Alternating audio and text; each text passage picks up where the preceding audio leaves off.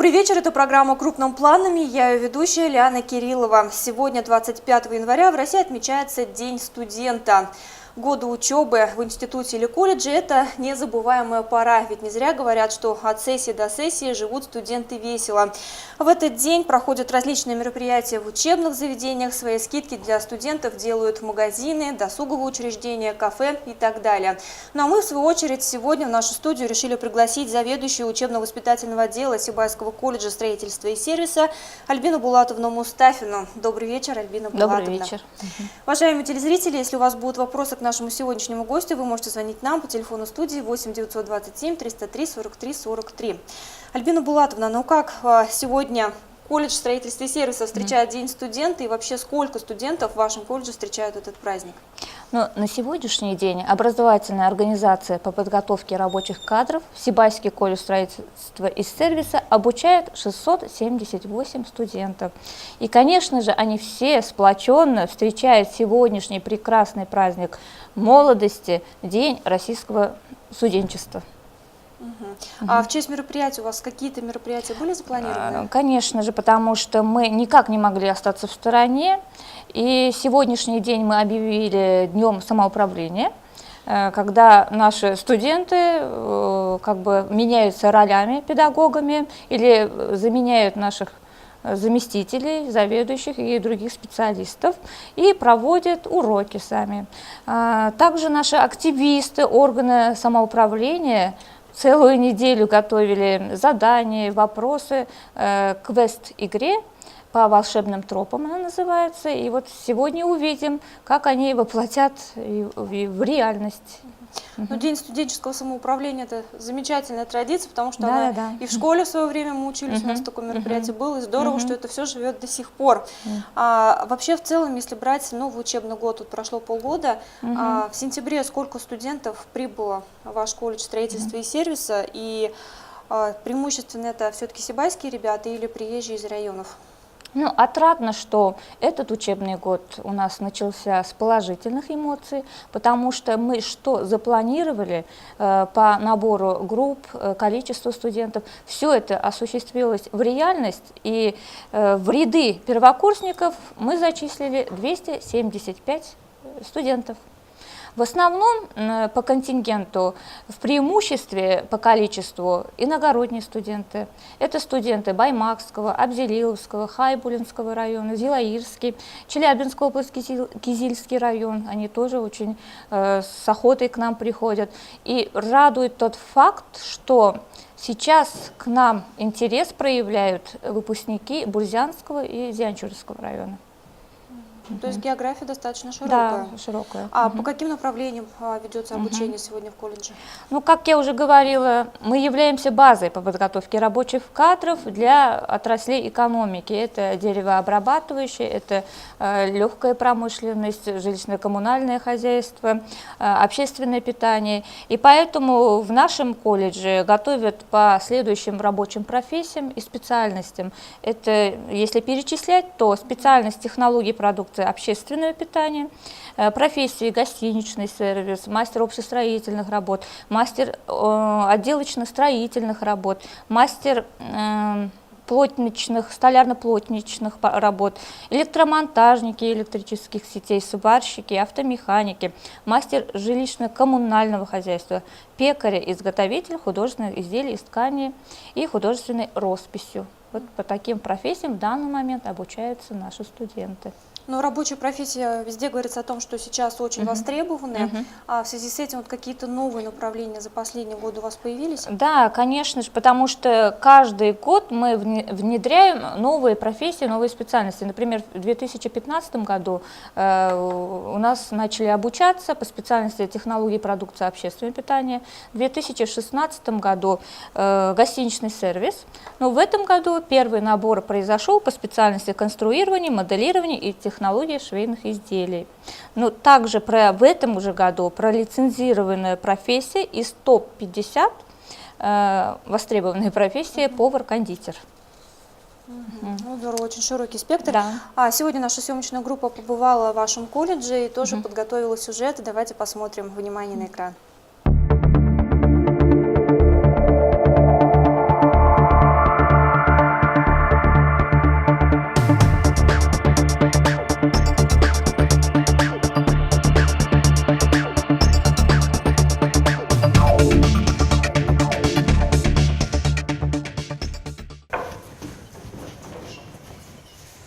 На чужой каравай свой рот не разевай, а пораньше вставай и свой затевай.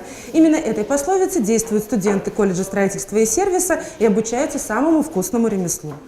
Почти 4 года длится образовательный процесс для одной из самых популярных рабочих специальностей среди абитуриентов Сибайского колледжа строительства и сервиса – технологии продукции общественного питания. На базе 9 класса в первый год обучения ребята проходят общеобразовательные предметы, получая тем самым полное среднее образование.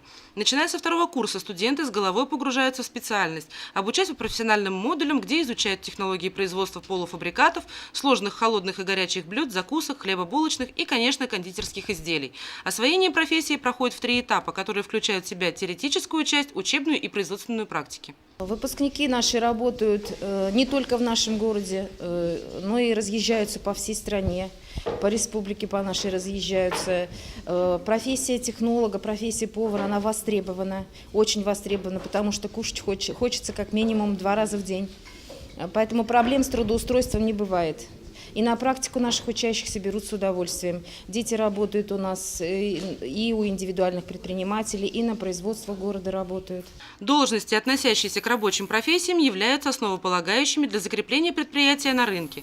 Без создания продукта или услуг невозможна эффективная работа любого производства, а без организаций и компаний нет национальной экономики. Специалисты с экономическим и юридическим образованием не знают технологических тонкостей, поэтому даже при всем своем желании не могут освоить большую часть рабочих функций. В последнее время политика поддержки рабочих кадров только начала свои первые шаги в данном направлении. Хотя, согласно федеральным образовательным стандартам, городские СУЗы внедряют новые технологии, отвечающие современным тенденциям. Совсем скоро мы снова будем любоваться позитивным портретом квалифицированного кадра в рабочей сфере, деятельность которого является ключевой в стабильном развитии страны. Екатерина Марочкина, Алик Кадыров, Любовь Карпова. Специально для программы «Крупным планом».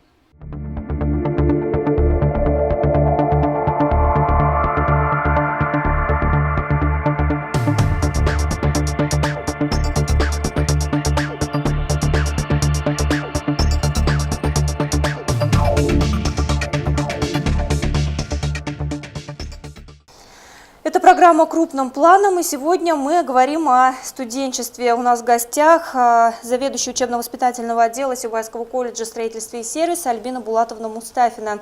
Если у вас есть вопросы, звоните 8 927 303 43 43.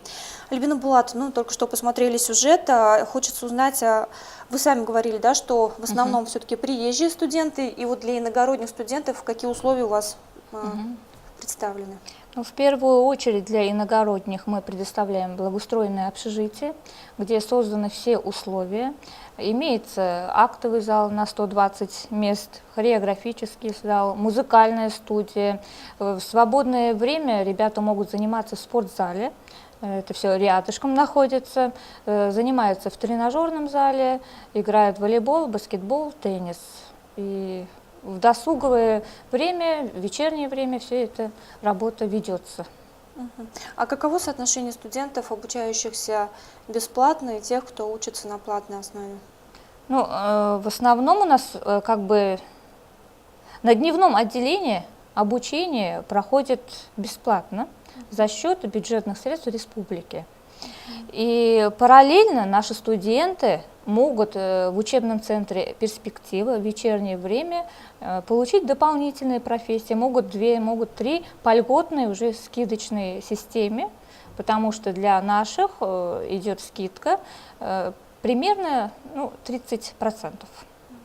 Но если все-таки студент очень активный, хорошо проявляет себя в общественной, в научной жизни колледжа, какие-то дополнительные скидки ему делаются? Ну, как я уже отметила, что в основном обучение у нас бесплатное. Но если вот брать вечерние те же курсы? Но бесплатно, и их поощрения идут. Но в основном поощряются именно значимые достижения.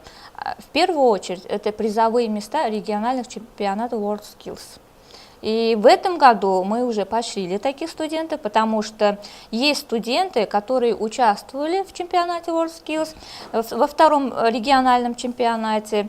Например, по компетенции столярное дело Закиров Закирьян занял 1-е место, по компетенции технологии моды 3-е место Никифорова Виктория. Вот они были поощрены. Но индивидуальный подход у нас имеется, и если действительно студент нуждается, нужна поддержка, индивидуальный подход как бы приветствуется, и мы помогаем, получается. Но про то, что вот WorldSkills же мы сказали, что, и пользуясь случаем, хотелось бы также отметить, что на нашей базе создан специализированный центр компетенций по направлениям малярной и декоративной работы. И с 8 по 12 февраля на нашей базе пройдет региональный чемпионат WorldSkills по данной компетенции. Ну, вот вы сказали, да, что лучших студентов поощряете, а тем не менее вот какие-то еще меры социальной поддержки для студентов действуют? Да, действует. Студенты у нас в основном получают стипендию, академическую стипендию в размере 620 рублей.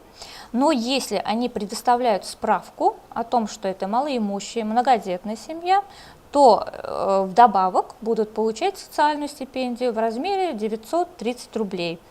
Также у нас организовано бесплатное питание для студентов малоимущих многодетных семей.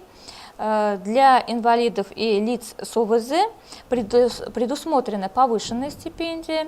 В этом году бесплатное питание как бы будет организовываться. А для детей-сирот повышенная стипендия и обеспечение комплектом одежды, обуви, канцелярских принадлежностей. И еще как бы предоставляется возможность санаторно-курортное лечение. Это вот где оно проходит? Про лечение это уже хорошо, что мы сами выбираем, и уже второй год мы отдыхаем в Яктыкуле, наши ребята, потому что условия действительно созданы и им нравится. Но если вообще возвращаться к специальностям, вы перечислили большое количество их. А если брать высшее учебное заведение, то у нас чаще всего популярностью пользуются экономические и юридические факультеты. А вот из рабочих специальностей куда чаще всего поступает молодежь? По нашим наблюдениям, именно в нашем колледже большое предпочтение отдается специальности технологии продукции общественного питания.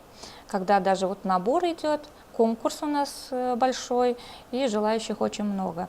Не отстают профессии автомеханик, сварщик, электромонтажник электрических сетей и повар-кондитер.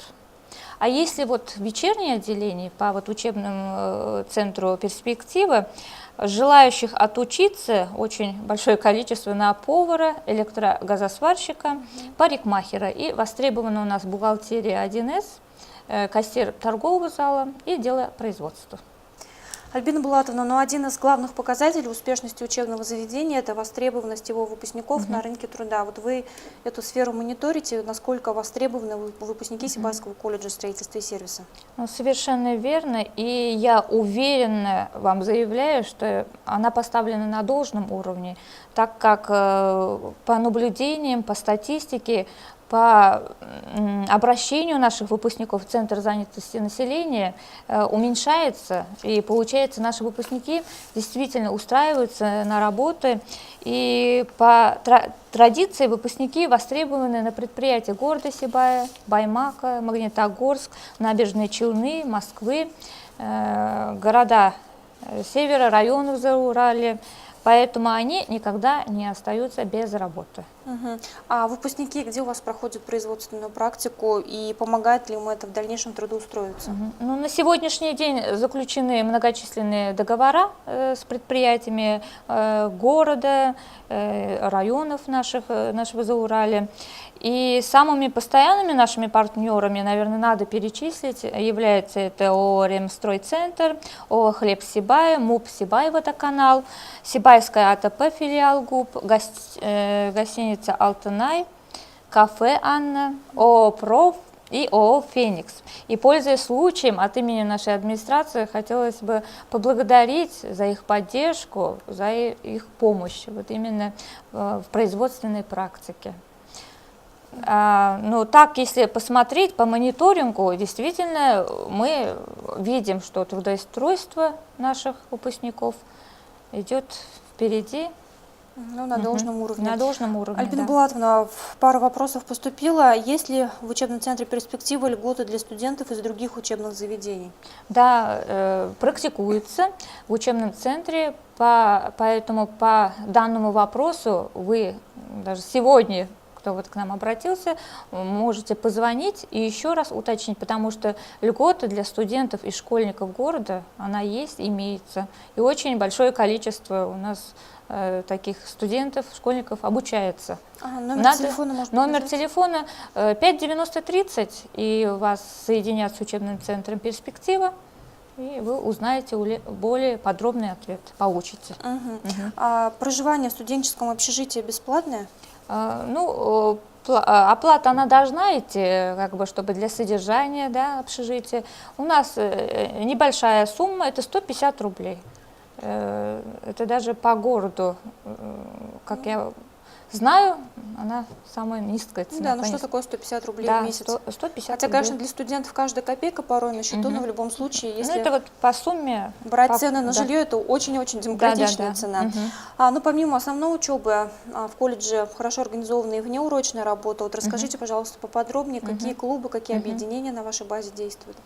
Ну, да, у нас, кроме учебной деятельности, ребята занимаются внеурочной работой и с огромным желанием посещают все наши творческие спортивные секции, объединения, движения. Например, у нас имеется военно-патриотический клуб «Юный патриот», который уже популярностью пользуется. Да, о нем уже, мне кажется, знает весь да, город. среди всех школьников, студентов города. Руководителем данного клуба является Худяк Георгий Степанович. Они очень тесно работают с общественными объединениями «Воин», «Барс», «ДОСАВ» города Сибай и занимаются хорошим делом, потому что и несение вахты памяти, участие в параде Победы, там благотворительные акции помощи, оказания ветеранам или пожилым людям, везде они участвуют. Ни одно мероприятие города, наверное, без наших воспитанников клуба не проходит. И хотелось бы отметить, что в этом году, в апреле, воспитанник данного клуба Турганов Азамат участвовал в всероссийском конкурсе профессионального мастерства «Делай как я» в городе Москва.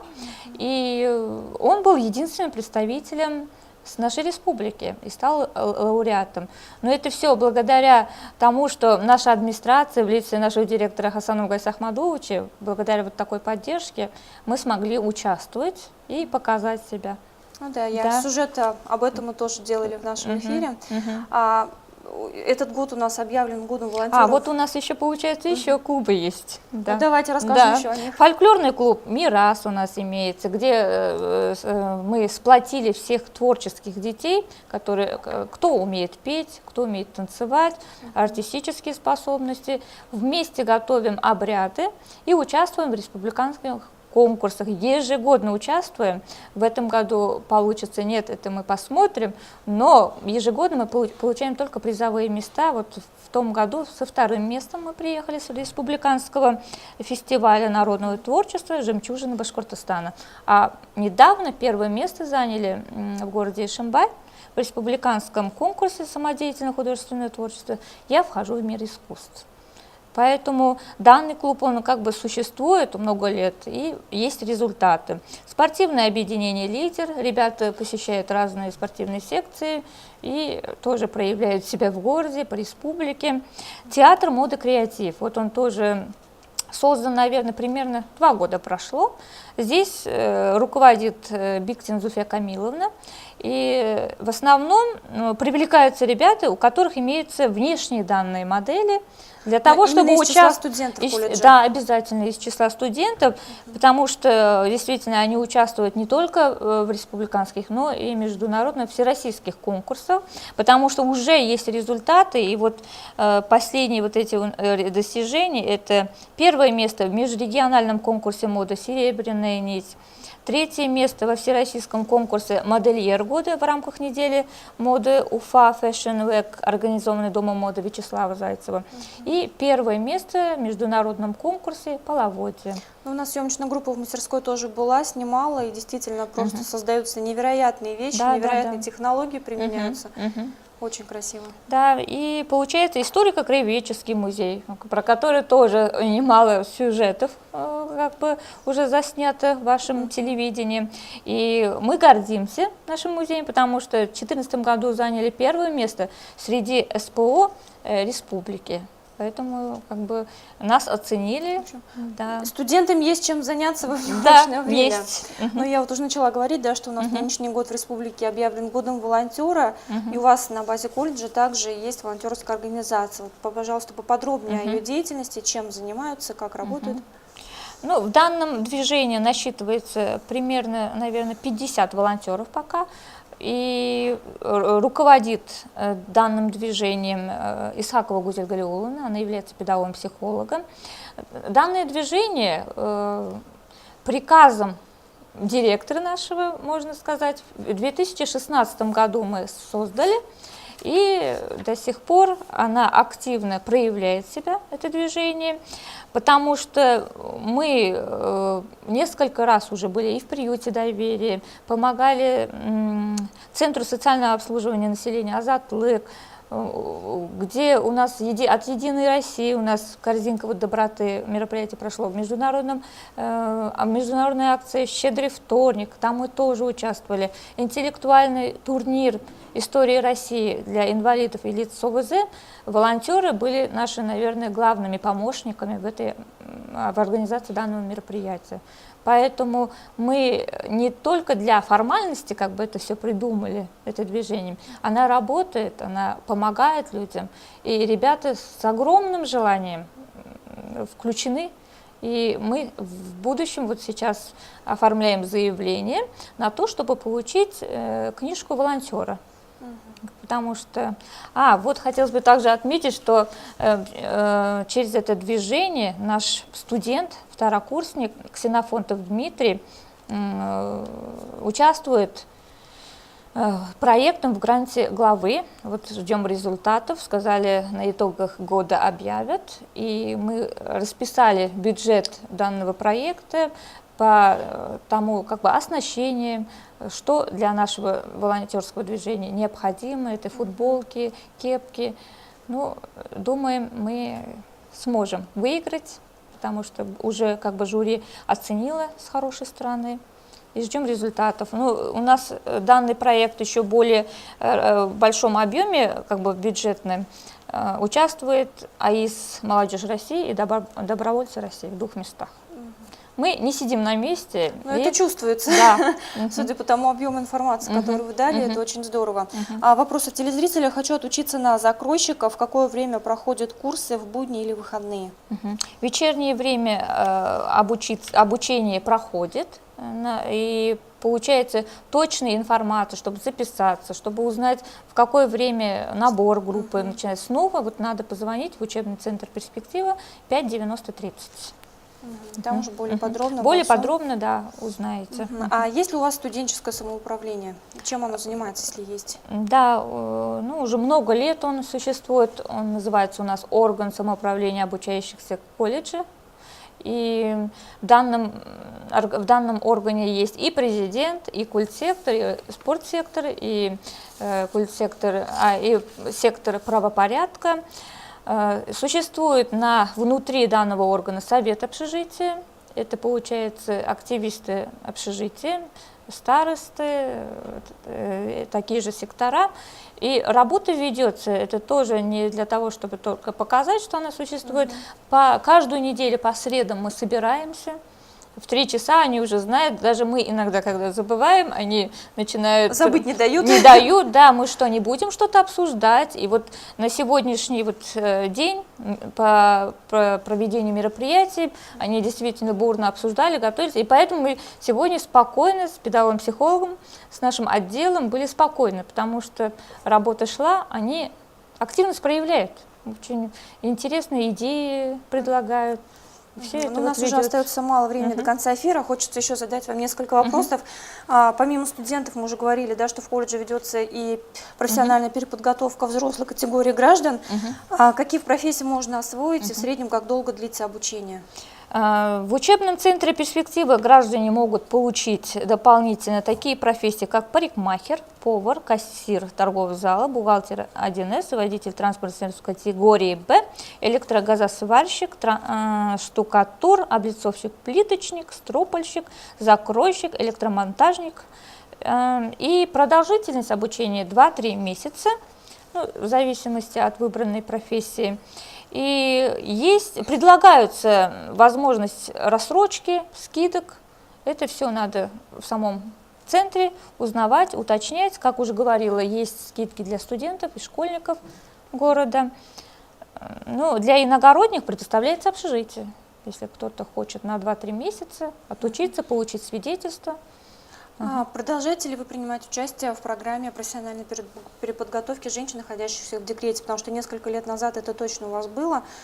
Вот сейчас по-прежнему есть? Да, работа продолжается, ведется она, так как колледж активно сотрудничает с центрами занятости населения по профессиональному обучению и дополнительному профессиональному образованию безработных граждан, пенсионеров и, конечно же, женщинами, находящимися в отпуске по уходу за ребенком. И для них по линии ЦЗН организуются курсы переподготовки и повышения квалификации по направлению 1С бухгалтерия, повар, закройщик, ну и другие профессии. То есть, в принципе, весь спектр уже по желанию самой женщины. Да. Выбор за человеком, который обратился. Большое спасибо, но, к сожалению, время эфира уже подошло к концу. И в честь Дня студента ваши пожелания. В день российского студенчества хотела бы пожелать всем студентам города творческих идей, юношеского задора, воплощения всех замыслов. Ну и, конечно же, передать всем, что перед вами открыты все дороги, от вас все зависит, пройдите свой путь достойно, мудро. Но мы присоединяемся к вашим поздравлениям. От лица Сибайского телевидения тоже поздравляем всех студентов с Татьяниным днем. Желаем вам успешной сдачи сессии, отличной учебы, плодотворной практики. И помните, что именно вы кузнецы своего счастья. На сегодня все. Увидимся в следующий четверг.